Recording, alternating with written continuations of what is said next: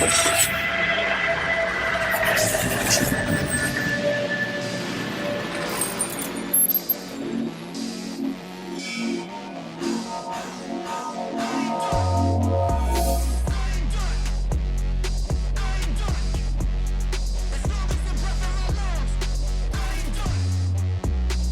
everyone and welcome back to the Eagle Coaches Show, week 3 of the Coaches Show this year in 2019 here. Karson Robinson with Coach Chris Softley of the Lubbock Christian Eagles. And Coach, a rain-shortened, weather-shortened game last week with Seagraves, but you were able to put 48 points up on the board in one half. A little bit of confidence going forward here this week in homecoming. Yes, bummed by only playing 2 quarters. Missed opportunity to fix some things from the first half. Right. Missed opportunity for some young kids to get in, and just the live reps, you just can't ever get that back.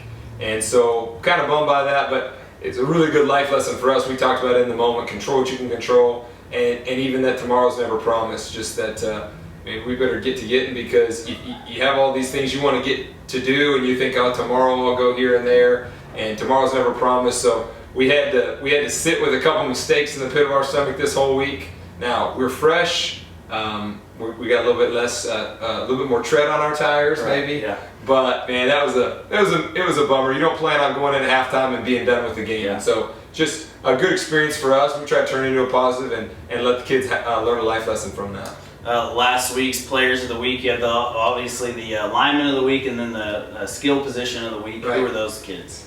Number 7, Caleb Coates, running back for us. Just really efficient in his production.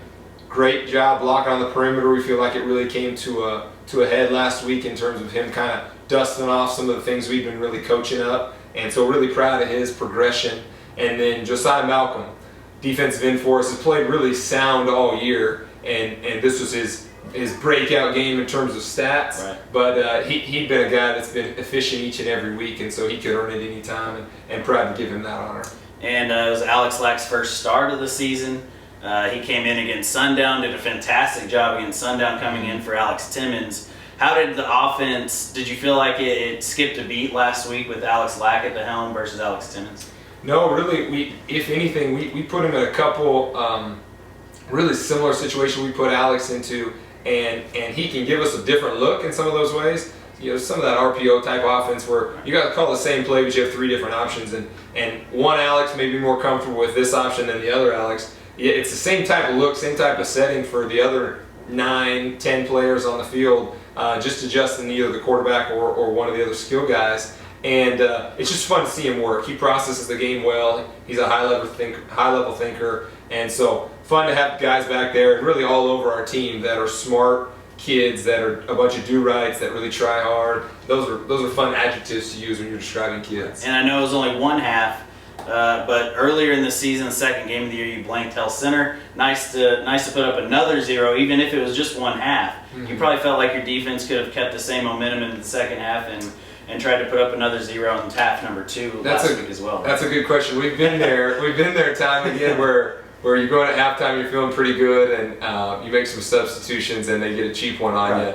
and that just doesn't sit very well with you. So that's another good positive is calling it at halftime gives us a chance to be proud of the goose egg and the way the defense performed. Really performed well. Had 2 runs that we gave up that were over 10 yards. Other than that, it was pretty tight knit, and they were locked into their game plan. Then we talk about offense, defense, but special teams kind of showed up a little bit too. 2 onside kicks. I believe you recovered both of them, correct? Yes, we did. Yeah. So just trying to expand our repertoire, make sure we have more weapons in the toolbox, kind of type of thing. And so proud of the kids and their execution. Again, just a lot of praise for the kids. Their ability to take some things that we've been working on a week or 2 weeks in practice and put it on to the live field of play and execute at a high level is encouraging as a coach. So that's a 48-0 one half victory over Seagraves. It goes in the books as a win. So 4-0 moving into homecoming week, which is this week with Haskell. The Indians coming to town. Mm-hmm. And let's preview that game a little bit. What do you see from the Indians that's going to challenge your guys this week? Sure. Strong rushing attack from Haskell. Haskell's a tradition-rich program.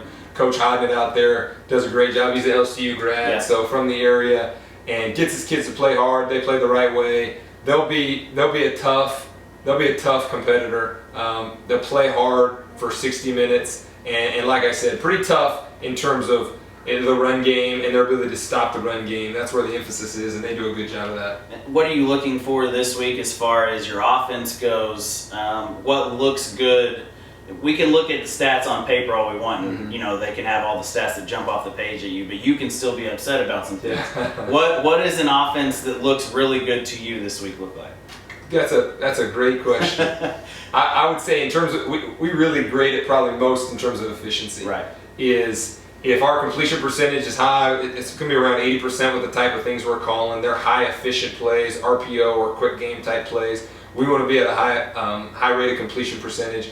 And then for our average yards per carry to be up around 6.5, that's high. That's really high. But it is high school football. It's not the SEC. So we expect those numbers to be pretty high. And that's really how you judge it is. And then again, you can have a kid be special and break a 40-yard run, and yet we miss the read or we miss the blocking assignment. Yeah. So as we get in here on Saturday and go back to work over the film, efficiency is something that's really important to us. We want to make sure that we are being technicians in our craft, that we're stepping with the right foot, our hands where it needs to be, and that we're all aware of what we're trying to get out of this play. So it's a big week for Lubbock Christian, homecoming week here. Big week for Nebraska too. Yeah, we had a good one this week. Yeah, we did. Go Big Red. We'll see. I mean, I'm not making any bold predictions. But good luck to the Huskers. Yeah. So big week around here, Lubbock Christian, homecoming week, always fun.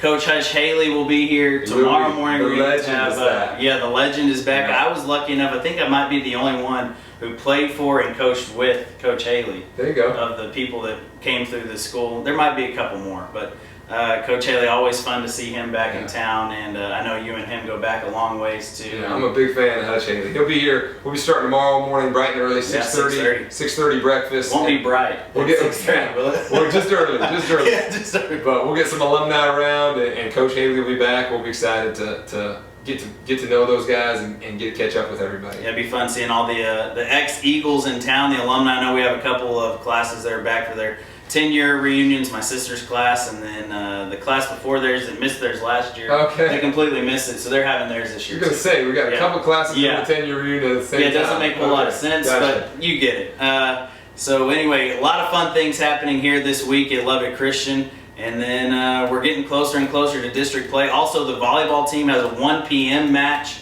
in the EAC on Saturday. They play Talkington, I believe, on Saturday. And then district starts for volleyball coming up next week, I believe October 5th, or in a couple weeks, October 5th for volleyball. They start their district play. So a lot of fun, exciting things happening. Hopefully we'll get Coach T on here before district starts. But for myself, Karson Robinson, Coach Softley, good luck this week. See you next week.